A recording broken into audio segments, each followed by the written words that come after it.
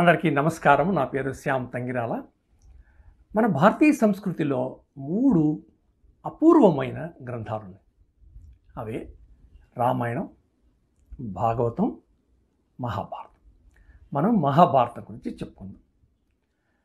మహాభారతం గురించి చాలా కథలు, గ్రంథాలు, రచనలు, ప్రవచనములు, ప్రసంగాలు, మూవీస్, వెబ్సైట్స్ వచ్చాయి కదా. మరి మళ్ళీ మనం ఎందుకు మహాభారతాన్ని చెప్పుకుంటున్నామంటే దానికి 2 కారణాలు.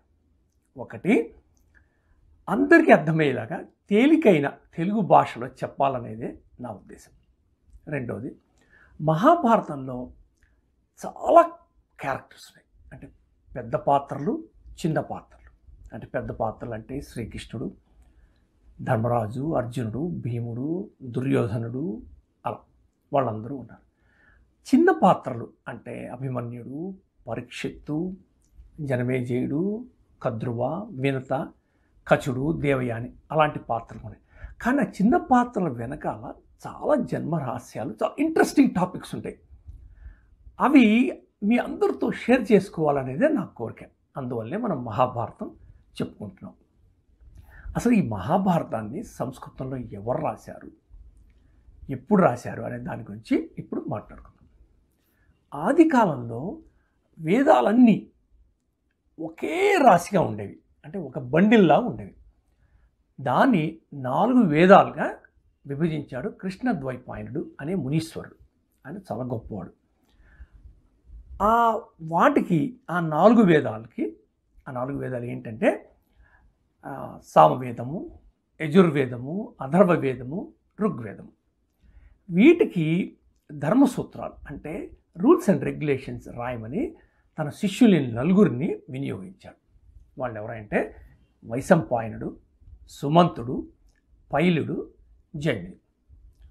సో వీళ్ళు రాసిన తర్వాత ఈ కృష్ణద్వైపాయనుడు 3 సంవత్సరాలు నిష్ఠగా కూర్చొని మహాభారతం రాశాడు.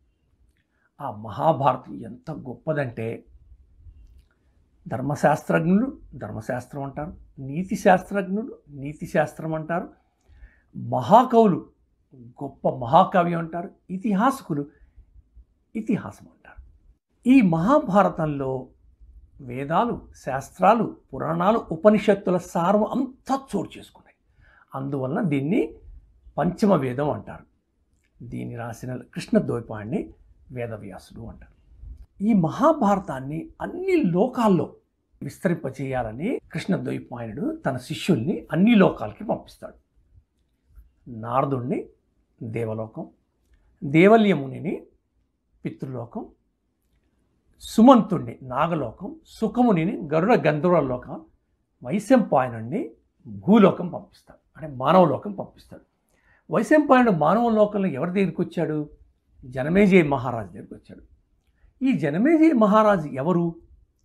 మనకు అర్జునుడు తెలుసు.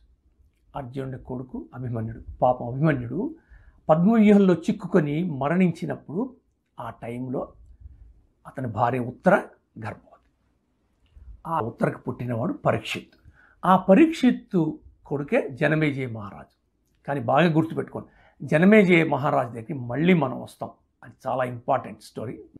ఇలా వైశంపాయనుడు జనమేజయ మహారాజుకి చెప్పటం వలన ఆ భారతమే మనందరికీ ప్రాచుర్యం పొందింది. సో వైశంపాయనుడికి ఇంకొక శిష్యుడు ఉన్నాడు, రోమహర్షుడు. ఆ రోమహర్షుడు కొడుకు ఉగ్రశ్రవణుడు. చాలా గొప్పవాడు, చాలా వేదాలన్నీ చాలా ఆకలింపు చేసుకున్నాడు. అతను వైశంపాయని దగ్గర శిష్యరికం చేసి మహాభారతాన్ని కూలంకుషంగా అంటే సంపూర్ణంగా అర్థం చేసుకున్నాడు. ఈ ఉగ్రశ్రవణుడు ఒకసారి నైమిశారణ్యం అనే పుణ్యక్షేత్రం వెళ్తాడు.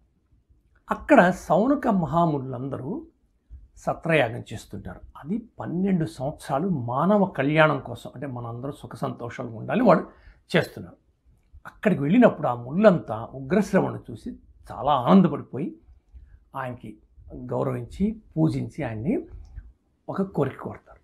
మాకు ఒక మంచి పురాణ గాథ చెప్పమంటారు. ఎలా అంటే విజ్ఞానమైనది, అపూర్వమైనది, మనోహరమైనది.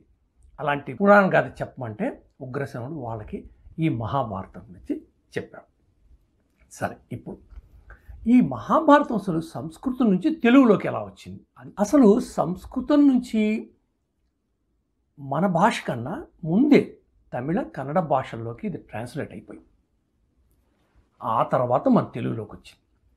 తెలుగులో ఎవరు ట్రాన్స్లేట్ చేశారంటే ముగ్గురు కవులు. వాళ్ళని కవిత్రయం అంటారు. నన్నయ్య భట్టారకుడు, తిక్కన సోమయాజి, ఎర్రాప్రగడ. వీళ్ళు భారతాన్ని తెలుగులోకి అనువదించారు. వేదవ్యాసుడు ఈ మహాభారతంలోని పరమార్థాన్ని ఎలా నిరూపించాడో అదేవిధంగా ఈ కవిత్రయం ముగ్గురు చెక్కు చెదరకుండా స్వతంత్ర రచనతో చక్కగా రచించారు. అంటే వీళ్ళు పునఃసృష్టి చేశారు. పునఃసృష్టి అంటే భారతం మొత్తాన్ని తెలుగులో మళ్ళీ మొదటి నుంచి రాశారు. ఈ ముగ్గురు కవులు ఏ కాలంలో రాశారో ఇప్పుడు మనం తెలుసుకుందాం. 11వ శతాబ్దంలో రాజమహేంద్రవరం అంటే ఇప్పుడున్న రాజమండ్రిని అప్పుడు చాళుక్య వంశీయులు పరిపాలిస్తున్నప్పుడు దాంట్లో అగ్రగణ్యుడు, ఉత్తముడు రాజరాజ నరేంద్రుడు. అతను గొప్ప భాషాభిమాని, సంస్కృతంలో పరిచయం ఉన్నవాడు, అన్ని శాస్త్రాలు చదివాడు. అతనికి ఎలాగైనా ఈ మన మహాభారతాన్ని సంస్కృతం నుంచి తెలుగులోకి అనువదించాలని ఆయనకి ఇష్టం. అందువల్ల తన కులువులో పనిచేస్తున్న నన్నయ్య భట్టారకుని పిలిచి ఈ గ్రంథాన్ని తెలుగులోకి అనువదించమంటాడు.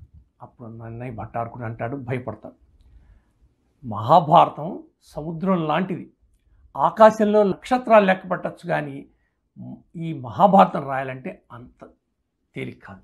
అయినా నాకు ఇచ్చిన ఈ అవకాశాన్ని సద్వినియోగం చేసుకొని నా ప్రయత్నం నేను చేస్తాను అని తన సహాధ్యాయి అంటే తనతోటి ఉన్న నారాయణ భట్టు అనే ఇంకొక కవి తోడ్పాటుతో దీన్ని రచించటం మొదలుపెట్టాడు.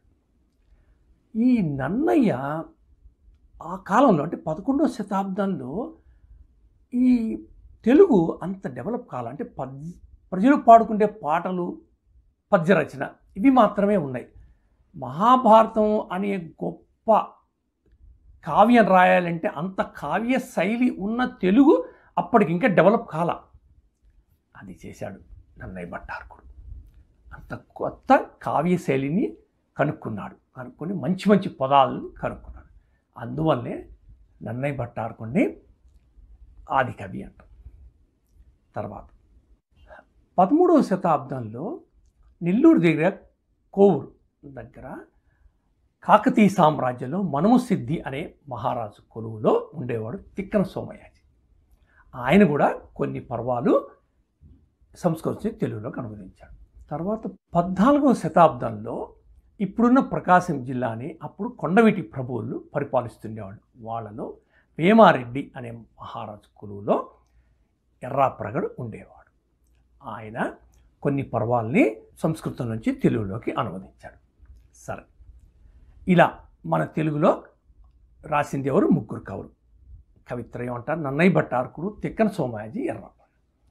అసలు మన ఈ మహాభారతాన్ని ఇతర గ్రంథాలతో పోలిస్తే రెండు విశేషాలు ఉన్నాయి. ఒకటి, మహాభారతంలో ఉన్నది అన్ని గ్రంథాల్లో ఉన్నది, అది పెద్ద విశేషం ఏం కాదు.